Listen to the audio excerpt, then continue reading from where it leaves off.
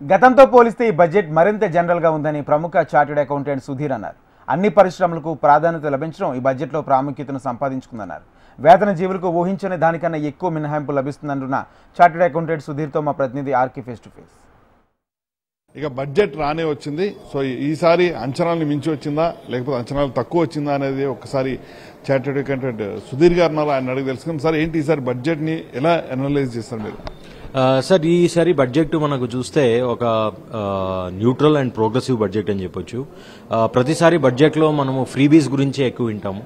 ఈసారి ఏది ఫ్రీబీస్ కానీ ఏది అలాంటిది లేకుండా ఒక ప్రోగ్రెసివ్గా చూశారు. అండ్ వెరీ ఫ్యూచరిస్టిక్ బడ్జెట్స్ లాగా increasing the capacity of IITs ఉండొచ్చు, ఇంక్రీజింగ్ ది మెడికల్ సీట్స్ ఉండొచ్చు, setting up a centre of excellence for artificial intelligence ఉండొచ్చు. సో ఒక ఫ్యూచరిస్టిక్ ట్రైనింగ్ ఓరియంటెడ్ బడ్జెట్ని ప్రజెంట్ చేశారు. అండ్ వెరీ ఇంపార్టెంట్ ఏంటంటే మనకి కామన్ మ్యాన్ ప్రతి ఒక్కరికి యూజ్ అయ్యేటట్టు up to 12 lakh rupees income ట్యాక్స్ని ఎగ్జామ్ చేశారు. కొత్త ఇన్కమ్ ట్యాక్స్ అనేది ప్రవేశపెడతారు. సో ఇలాగా ఓవరాల్గా చూస్తే ఒక progressive and moving forward budget లాగా ఉంది.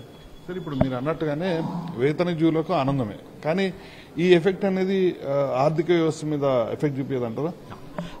ఇప్పుడు మనకి ఈ 12 lakh ఎగ్జంప్షన్ ఇచ్చేదానికి గవర్నమెంట్కి నష్టపోయింది 1 lakh crores అండి.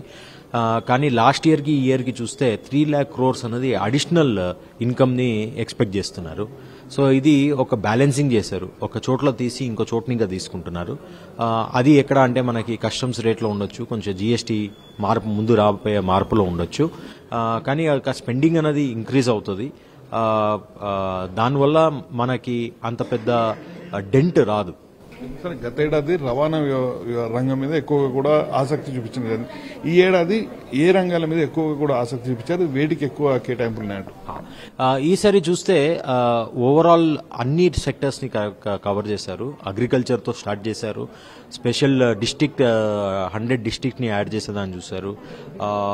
And employment and skills generation గురించి మాట్లాడారు. ఎంఎస్ఎంఈ గురించి మాట్లాడారు. టెక్స్టైల్ గురించి ఉంది. ఈవీ ఛార్జింగ్ మ్యానుఫ్యాక్చరర్స్ గురించి మాట్లాడారు. సో ఓవరాల్ గా ఇది చూసుకుంటే ఏదో ఒక్క స్పెసిఫిక్ సెక్టర్ కి అడ్వాంటేజ్ చేయాలని కాకుండా ఓవరాల్ గా అన్ని సెక్టర్ కి బెనిఫిట్ ఉండేటట్టు ఈ బడ్జెట్ ని ప్రవేశపెట్టారు.